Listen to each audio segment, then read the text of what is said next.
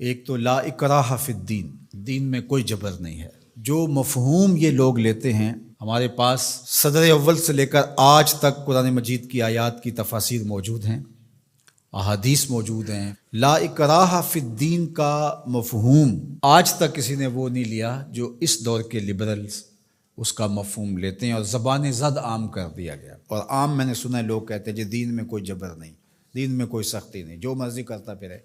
ریاست کی ریٹ موجود ہے، دین کی ریٹ موجود نہیں ہے، یہ کیا بات ہوئی؟ تو یہ بات ذہن میں رکھیں، فطری طور پہ اکراہ نہیں ہے۔ لا اکراہ فی الدین، کسی کو مجبور نہیں کیا جائے گا کہ تو اسلام قبول کر۔ کسی کی کن پٹی پہ پسٹل رکھ کے یہ نہیں کہا جائے گا کہ اسلام قبول کر ورنہ تمہیں مار دوں گا، یہ نہیں کیا جائے گا۔ دوسرا یہ ہے کہ کوئی شخص اسلام لے آتا ہے تو پھر اس کا ہاتھ کٹنے لگے چوری کے بعد، تو وہ کہے کہ نہیں میں نہیں اس کو مانتا، لا اکراہ فی الدین، دین کے اندر کوئی جبر نہیں ہے۔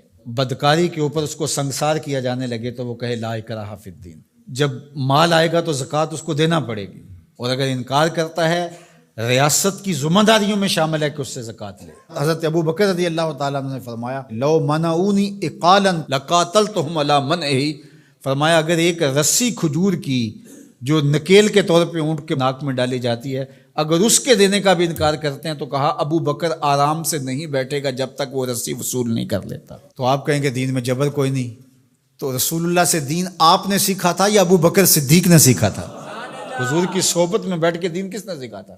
تو وہ تو یہ مفہوم سمجھے، آپ کی ریاست کی ریٹ ہے تو دین کی ریٹ کیوں نہیں ہے؟ تو چند اردو کی کتابیں پڑھ لینے سے یا لبرلز نے جو صغرے کبرے ملا کر کے خود ساختہ تشریحات دین کی اب کر رکھی ہیں، اور وہ کچھ لوگوں کو بڑی اچھی چیزیں لگتی ہیں، تو وہ دین کا نیا یہ ایڈیشن، یہ اسلام نہیں ہے، اسلام دو نہیں ہے، اسلام ایک ہی ہے، وہ صدیوں سے وہی اسلام ہے جو محمد عربی لے کر تشریف لائے صلی اللہ علیہ وآلہ وسلم۔ تو ایک بات یہ ذہن میں رکھیے گا۔ اور دوسری بات جو اس ججمنٹ میں لکھی گئی، فیصلے میں، وہ قرآن مجید کی تحریف کی گئی تھی اور وہ محرف نسخے تقسیم کیے گئے تھے، یہ سارا فیصلہ جس پہ ہوا ہے، اور 5,000 روپے کے اسٹامپ کے اوپر ہی ضمانت دے دی گئی۔ ساتھ یہ لکھا گیا کہ قرآن کی حفاظت تو اللہ نے اپنے ذمہ کرم پہ لی ہے۔ اچھا، وہ جو بونے بونے لوگ ہیں نا، وہ کہتے ہیں لو تم بات کرتے ہو، انہوں نے 2 آیتیں لکھی ہیں۔ میں نے کہا دونوں لکھی اور دونوں کا مفہوم اپنی مرضی سے قرآن کی تعبیر سے ہٹ کے لکھا۔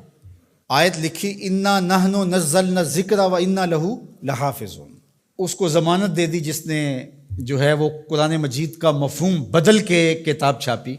پہلے تو میں پوچھتا ہوں آپ سے کہ اگر پاکستان کے دستور کو کوئی اپنی مرضی سے چھاپ دے تو کیا آپ چھاپنے دو گے؟ آپ اجازت دو گے؟ کوئی بات نہیں، اپنی مرضی سے، اس کو آزادی اظہار کا اتنا حق تو ہونا چاہیے۔ چند لوگوں نے سر جوڑ کے جو قانون وضع کیا ہے اس کو اس ملک کا کوئی شہری اپنی مرضی سے تبدیل نہیں کر سکتا، اور اگر کرے گا تو قابل مواخذہ جرم ہوگا، تو رب کے قرآن کو کوئی اپنی مرضی سے کیسے تبدیل کر سکتا؟ اور پھر یہ کہا جائے کہ اللہ نے قرآن کی حفاظت اپنے ذمہ لی ہے، آپ خام خواہ کی ٹینشن کیوں لے رہے ہیں؟ میاں اگر یہی بات ہے، اس کا انکار نہیں ہے کہ اللہ نے قرآن کی حفاظت اپنے ذمہ کرم پہ لی ہے، لیکن اس مفہوم کو نہیں لوگ سمجھ پائے کہ جو اللہ کی ذمہ داری ہوتی ہے اس کے ظاہری نظام کیا ہوتے ہیں۔ اللہ تعالیٰ نے قرآن مجید کی حفاظت اپنے ذمہ لی نا، لیکن جب لوگ مختلف قراتوں کی طرف جانے لگے تو سب سے پہلی فکر کس کو ہوئی؟ حضرت صدیق اکبر، حضرت عمر، حضرت عثمان غنی رضی اللہ تعالیٰ، انہوں نے قرآن جمع کیا نا۔ تو کیا یہ آیت انہوں نے نہیں پڑھی تھی؟ تو جب لوگوں نے آ کے کہا کہ معاملہ خراب ہوتا جا رہا ہے تو قرآن کو جمع کیا جائے تو یہ بھی آیت پڑھ دیتے، انا نحن نزلنا الذکر و انا لہ لحافظون، اور بات ختم ہو جاتی، اور یہ اتنا کچھ نہ کرتے۔ لیکن وہ جانتے تھے اس نے حفاظت اپنے ذمہ کرم پہ لی ہے اور ڈیوٹیاں ہماری بھی لگائی۔ تو اللہ تعالیٰ جل شانہ کا نظام ہے، اور اس نظام کی ظاہری تنفیذ کے لیے ہوگا کچھ نہیں قرآن مجید کو، لیکن ہمارا امتحان ہے کہ تم نے کیا کیا۔ اور یہ آیت لکھ کر کے ایک اعلیٰ عدالت کے جج کے فہم اور دانش اور ان کی عقل اور ان کے دراک کو داد دینے کو جی چاہتا ہے۔ کتنے سادہ لوگ ہیں، اور قرآن مجید کی 2 آیات لکھی اور اس کا جو مفہوم تھا بالکل اس کے ہٹ کے استشہاد کیا۔ اور ختم نبوت کا مسئلہ کوئی عام مسئلہ نہیں ہے، اس لیے ہمارے ذمہ داران کو سوچنا چاہیے، اس وقت ملک میں جو سیاسی عدم استحکام ہے، معاشی بحرانوں میں ہم دبے ہوئے ہیں، تمہاری عدالتوں پہ پہلے کس کو اعتبار ہے؟ ذرا آ کے مخلوق میں بیٹھ کے ان کی باتیں تو سنو، تمہارے بارے میں یہ سوچتے کیا ہیں؟ اور تم اب مذہبی ایشوز کو چھیڑ رہے ہو، اور پھر شریعت کورٹ موجود ہے، یہ فیصلے ان کو دو تاکہ وہ صحیح طریقے کے ساتھ ان فیصلوں کو نپٹائیں۔